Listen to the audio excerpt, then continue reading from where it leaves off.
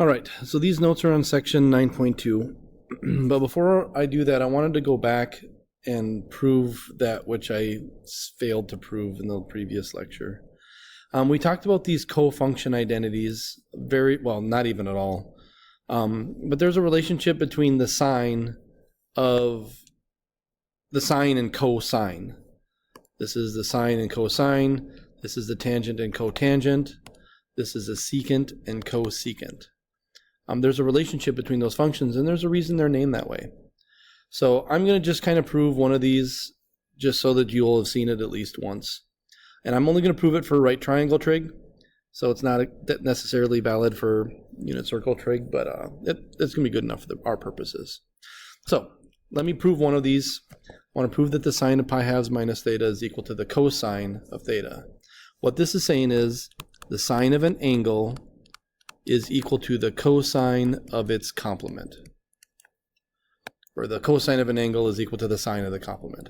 Sines and cosines of complementary angles are equal. That's what the property says. Okay. So let me just do a proof of it. Draw a right triangle. We call this angle theta. Since this is a 90-degree angle, then this angle here is going to be 90 degrees minus theta, also known as pi halves minus theta, because it is the complement. So the idea is that these two angles in a right triangle are always going to be complementary. So to do a proof, we start with one side of the equation. I guess I'm going to start with, that doesn't matter. We take the sine of pi halves minus theta.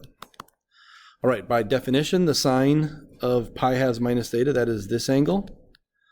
Pi halves minus theta would be the opposite side. I'm going to just label this A, B, and C. So it would be the opposite side A, it's like a 9, opposite side A over the hypotenuse C.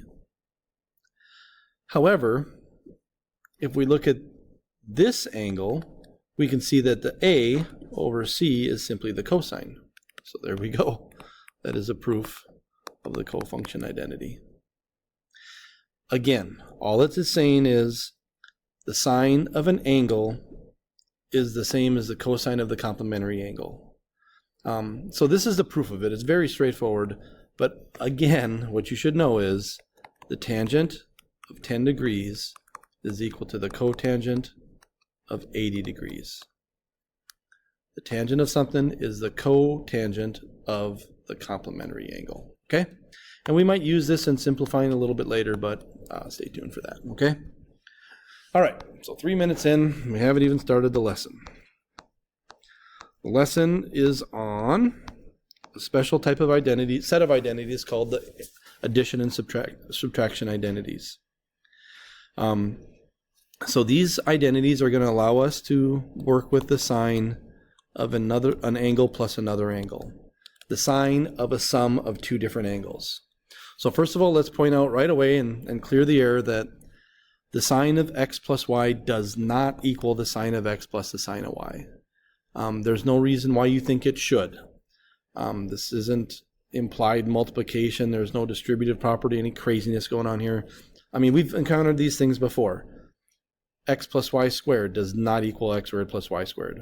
What do? Well, we got to multiply it out, right? This square root of x squared plus y squared does not equal that. Actually, we can't even really do much with this at all. Similarly, this does not equal that. So this is what we have instead of this common mistake. Well, what do we have instead of this, hopefully not common mistake? Well, we have these following identities. Now, I'm going to prove one or two of these identities perhaps at the end of the lecture or at the end of the videos. But for right now, let's just go through what they are and how to use them, because that's what you're going to be expected to do on an assessment and in this class. So for the sine of s plus t is equal to the sine of s cosine of t plus the cosine of s sine of t. Sine of s minus t is the sine of s cosine t minus cosine s sine t. Oh, goodness.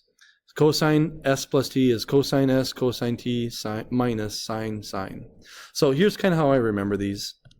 For the sine, I remember it as sine cosine, why am I writing it down? I just remember the phrase sine, cosine, cosine, sine, same sign, because these signs are the same. So sine, cosine, cosine, sine, same sign. Or the minus, sine, cosine, cosine, sine, same sign. Then for the cosine, you go cosine, cosine, sine, sine, and then you change the sign. So sine starts with an S for same. Cosine starts with a C for change. Cosine, cosine, sine, sine, change the sign. Tangent, I don't really have a way to remember the tangent other than to say the top is kind of that common mistake that you might make. You know, you just sine of S plus sine of T over 1 minus the product. So the top sign is the same, the bottom sign changes. Similarly for the minus, top sign is the same, bottom sign changes. So unfortunately you do need to memorize these for the class, but hopefully it won't be as bad as it sounds. We will leave the proof of these identities for the end of the lesson if there's time. However, you are not responsible for the proofs of these identities. However, you will have to memorize them and most importantly, be able to use them. So let's use one. Find the cosine of 75 degrees in exact form. Well, you might think this is impossible, and I guess with the unit circle it kind of is. We only know perfect angles and ratios for the three, for 30 degrees, 45 degrees, and 60 degrees, right? Or 90 and, 0. We only know those kinds of angles and those multiples. I don't have an angle of 75 degrees on this unit circle where I know the coordinates of that point. But using these angles, known angles, we can actually find it.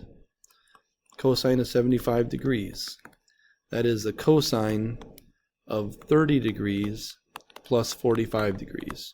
Because I can write 75 degrees as a sum of two known angles, I can do this in exact form. All right, so what's the formula? Well, cosine, cosine, sine, sine, change the sign.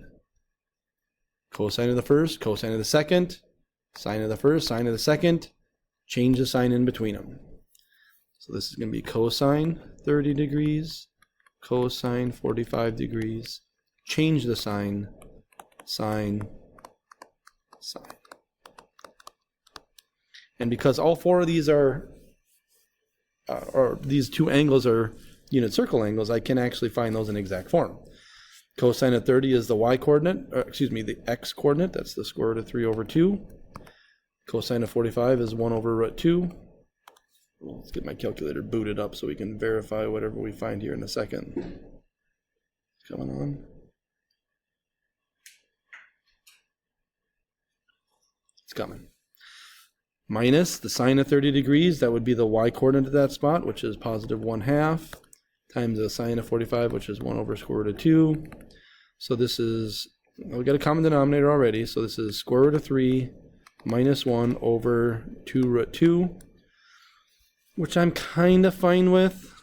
I didn't say to rationalize, but I really don't like radicals on the top and bottom. So I am going to rationalize this one. Again, you don't have to unless I ask you to, but I guess I'm verbally asking you to. So this is the square root of 6 minus the square root of 2 all over 4. So what this means is if you had a point at the 75 degree angle, so if we wanted to, we could actually add a point on our unit circle where the cosine of 75 is square root of 6 minus the square root of 2 over 4. And we can similarly find the sine.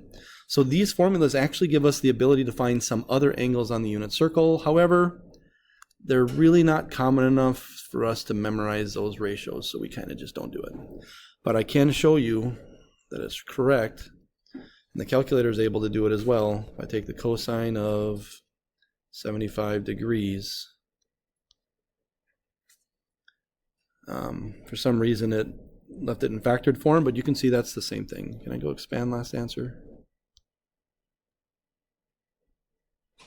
Yeah, don't do that. Did the whatever. All right, so yeah, so it works. It's right. It's all good. We could now fill in other exact terminal points on our unit circle and develop another special triangle. What other angles in the first quadrant could we find using these formulas? There's actually not that many that you could find, because you have to do combinations of 30, 45, 60, 75, I guess, if we wanted now, because we now know 75. But you can only talk about adding and subtracting these. So I think the only ones we can get in the first quadrant are these two, with adding and subtracting. You guys could maybe correct me if I'm wrong, but so it doesn't really add as much as you want. It's not like you can get anything you want, right? All right, I'm going to stop the video and do the other examples on the next video.